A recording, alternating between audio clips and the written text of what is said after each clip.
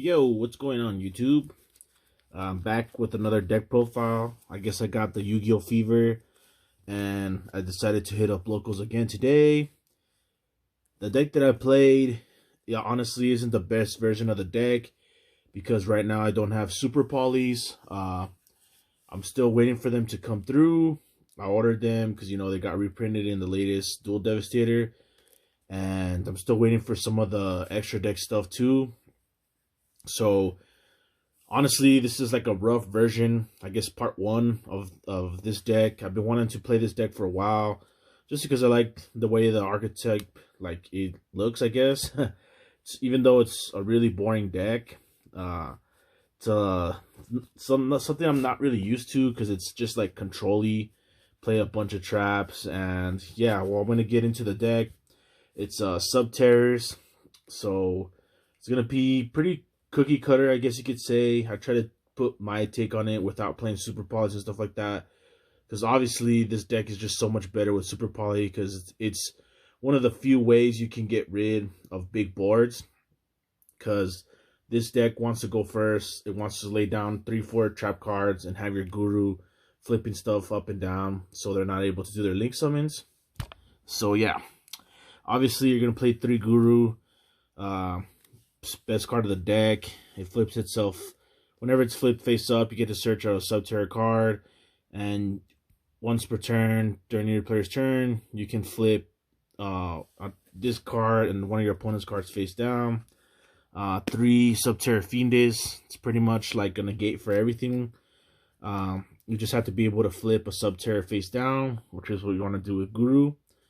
And she also has another effect. You can special summon like a monster from your graveyard, but that one doesn't really come too often, but it's just nice to know you have it. Then the one Nemesis Archer, this card's just really good for getting rid of like random floaters, because if this card attacks a face down monster, you get to shuffle it back into the deck, and her herself is also a floater. There was like 2 times where I drew this card and I couldn't get to Guru another way, so I would have to set this face down, they attack into it, and whenever it's destroyed by battle, you get to summon another Subterror monster, so you summon Guru out, and that's how you get to it. And then the one Umastrix, I still think it's needed. I've been seeing that people have been cutting it. It really sucks when you draw this card, because you just want to be able to summon it out from the deck. But if you draw, it's no big deal, because you can summon it pretty quickly using your Guru. Then for the last monster, but it's not really a monster, 3 Ash Blossom, because it's just the best hand trap. And that's it for the monsters. I also don't have Pot of Extravagance, which is pretty much staple in this deck, because you don't really use your extra deck, even though I kind of do. So, yeah. 3, the Hidden City. This card is so good. You can, whenever you play it, you search a Subterror monster, and then during your opponent's turn, you can flip your cards face up and face down, which is just really good. Then a Terraforming to play the 3rd version. Then I was trying out the Subterror Cave Clash. I didn't really get to use it today, but in testing, it's come up a couple of times where it just, that one card that can kind of lock your opponent down if they can't get over your Guru, because you can just keep attacking with your Guru, and then you keep getting your Fiendish back if you're able to lock them down like that. Then 3 Call by the Grave. I'm still waiting for my other 2 Ultras. This card's pretty subpar today. Every time I saw it, I honestly just used it like a trap, because they can Valor your Guru, and that really sucks. And they can also Ash Blossom it. So you kind of want to make sure that your Guru goes through, but there's just so many times where you can just flip it down again, so it doesn't really matter. This card is mostly just used as a trap, to be honest, and it's pretty good doing that. 2 Pot of Duality to help you get to your combo pieces. You almost never special summon this deck, so that never comes up. It just, if you're gonna play like a control type deck, you're almost always gonna play this. But you can't play Card of Demise, because you want to keep the Fiendish in your hand. And then the 1 Upstart Goblin. Instead of playing the third duality, I decided to play Upstart Goblin just because it helps you see your next card. Even though you give your opponent life points, that doesn't really matter. And then for the last spell, I was playing one Scapegoat. This card was just freaking MVP. Every time I saw this card, I won. I think it's really, honestly, should be staple in these kinds of decks that don't have a bunch of like special summon monsters. Like when what's that deck? I can't remember the name of it. Trick Stars were really good when Scapegoat was in 3. Because it just provides so much, you know, like utility, I guess you could say. Because it can block attacks. It can let you summon a big monster on your turn. Especially with links now. That's why the reason it went back down to 1. For the traps, there's a bunch of them. 3, Final Battle. This card has 4 effects, and they're all stupid. This card's just so good. Honestly, I'd rather have it in my hand than have to search it out with Guru, because that way my opponent won't know the first time I use it. And this card's just stupid broken because it just sets itself back down, which is really dumb. Then 3, there can only be 1. Probably the best floodgate that this deck can play. It just stops your opponent from swarming you. And really, that's honestly what you want to do. Stop them from, you know, summoning a bunch of monsters. The same thing with this card. 3 summon limit. This card's kind of seemed like a drop in play. I was still testing it out. There's another card in the side deck that I might want to switch it out with, but depending on locals or whatever you're deciding to play, it'll be up to you.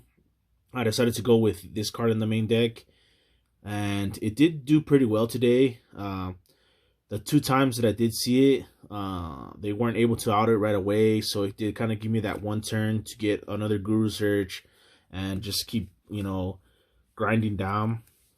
3 Crackdown. This card's probably like the best card in the deck because you can flip the monster you steal and just keep it like that, and it's just really good. Lets you, because the only way this deck is gonna win is by pretty much using your opponent's resources, I guess you could say. Make sure that you out resource them, because with your Guru, you're getting like 1 search a turn. And there's other decks that get like 10,000 searches a turn, or they just spit out a bunch of monsters at once. 3 Solemn Strike, because at my locals there is a bunch of Pendulum players, and Solemn Strike is just so good against that deck. And then I was playing the 1 Warning, and I was only playing 1 Judgment. I only have 1 Judgment, to be honest, and I've just been putting off ordering the other 2. Because I didn't really think that there was a deck that I'd be playing that I wouldn't actually need the other 2. So, and also I was kind of shy because I was wondering it might get hit on the ban list. And luckily it didn't. Because it's just crazy to me having 3 Solemn Judgment. Even though I'm only playing 1, the card's really, really good. Like, it just helps you so much. So, yeah, that's it for the main deck. 40 cards. The extra deck, honestly, you can play whatever you want. Because most of the time, you're not going to be using it. And except if you're playing Super Poly, and obviously Scapegoats, you need like certain cards you need to play.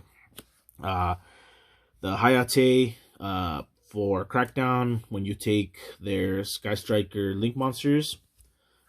Link Spider for Scapegoat. Link Karibo, also for Scapegoat. I was playing this card. I don't know. Just kind of like more like a joke, because one of my friends was saying that this card's stupid and it sucks, and it does suck. It's stupid, but it's decent in the mirror match, I guess you could say, even though I didn't play one. But yeah. Then Nightmare Cerberus and Nightmare Phoenix for those random times where you want to get rid of the Crackdown target without giving it back to him, and you just link it away. Underclock Taker.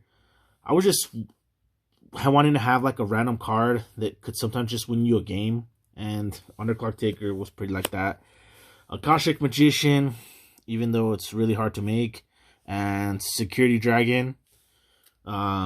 These 2 cards, you could honestly cut them for like whatever you want. If I had Super Poly targets, I would honestly cut these off like real quick. Lamphorhynchus, you could also use it with Scapegoat too, so it doesn't really matter. Then I was playing Decode Talker, just wanted a good generic Link 3. Triple Burst Dragon, random times against like Sky Strikers and stuff like that. That it plays, you know, it has like a big attack, and it can just do random damage. Nightmare Unicorn for getting rid of random stuff that I couldn't before. Then Borolo Dragon, because you can make it with scapegoats, and Borosword Dragon. It's really hard to make in this deck if you don't steal stuff with Crackdown. And it's also kind of bad because you need like a face-up attack monster, and most of the time your stuff's in face-down defense position. So it's not the greatest Link monster. It's because it needs face-up monsters, but it's still nice to have like a random OTK card that people aren't expecting, and that's pretty funny when you just OTK them playing Subterrors with a freaking Borosword Dragon. For the side deck that I played today, I played 3 Lancia because this card's just still really good against a lot of decks. 3 Nibiru. There's been a big, like, I don't know, I've seen it on a couple of profiles, like people were saying that this card's bad in this deck and you should be playing Super Polys. But honestly, I didn't play test enough today to say to go one way or the other way. But I just like having this card. It's just so good. 2 Prankotrops, because they're going to make you go second, obviously. Because they want to go first and spit out all their cards. And it's just a really good card. Honestly, want to play Dark Ruler no more, too. But I just think that card's just not that great right now. Especially since, like, the Guard Dragon stuff got banned. Like, Argopane's banned. So they can't make the crazy boards they used to. So I don't know if it's still good or not. 3 Heavy Storm Duster, back row removal, stuff like that, and 3 Anti-Spell. This is the card I was talking about where I didn't know whether to play this or Summon Limit in the main deck, and I decided to stick with Summon Limit because honestly I couldn't think of a lot of decks that were playing like spells besides Pendulums, and then Imperial Order for the last card. The side deck, you know, honestly it's pretty standard. Side deck wise, I don't know. I just wanted to have like a generic, really not so great side deck. But I really do need to do a lot more testing with this deck because I just kind of kept forgetting like effects at times and just misplaying really bad because I kept forgetting that this card does that, and then like certain just interactions, I guess you could say. But like I always say, with more playtesting, you get more comfortable with the deck. You find out what everything's supposed to do, and especially a deck like this where it's really helmet, where basically you want to just flip this card up and down as many times as you can and make your opponent lose like that. So yeah, till next time guys, this is your boy Ivan. Thanks for watching.